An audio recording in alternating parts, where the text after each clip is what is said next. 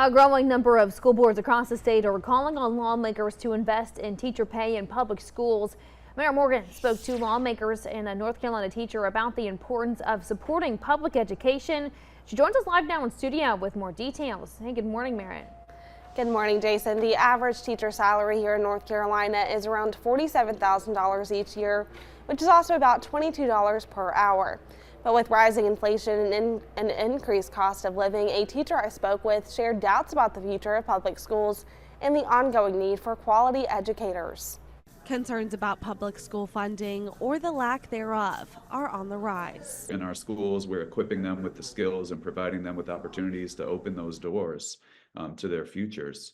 And, when we aren't able to do that in the way that they deserve, it's a real shame. At least 10 North Carolina school districts are calling on the General Assembly to take action by lobbying leaders. It's a move State Senator Candy Smith says is vital. What we're doing when we have students in public schools, they have the opportunity to, all of them, to learn without biases or discriminations. They just get the opportunity to come to school to learn.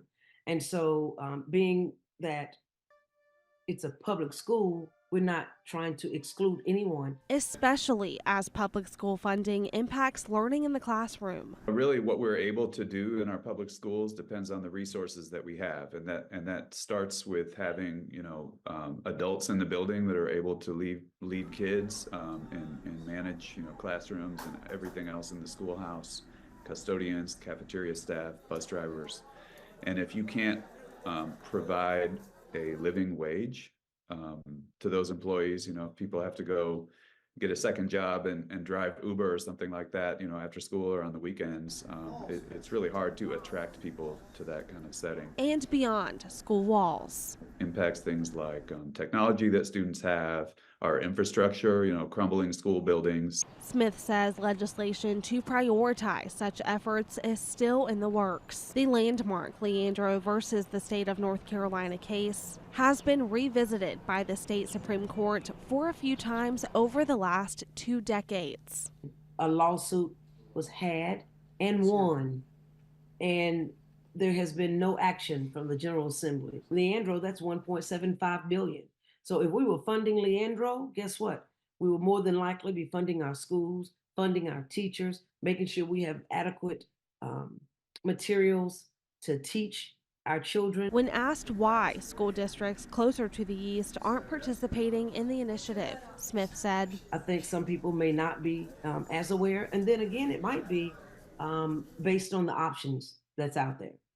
The options of schooling with public school, charter schools, and private school. And if options are more limited in some areas, it may affect other areas more so. However, Smith and Parmenter say there's always more work to be done. Education is key, and we want to do everything we can to build education up the way that it should be and stop tearing it down. Our public schools are kind of the heart of our communities, and it's a place where children go to figure out who they want to be and what they want to be in life. In addition, the Charlotte-Mecklenburg Schools Board of Education and the Chatham County Schools Board of Education sent letters to legislative leaders urging the General Assembly to implement an immediate 5% salary increase for teachers and to also focus on, quote, substantially increasing teacher compensation in the next legislative session. Jason? Alrighty, thanks, Merritt. WITN also reached out to Republican leaders but did not hear back in time for the story. More information on the new calls for action for public school funding can be found on our website, WITN.com.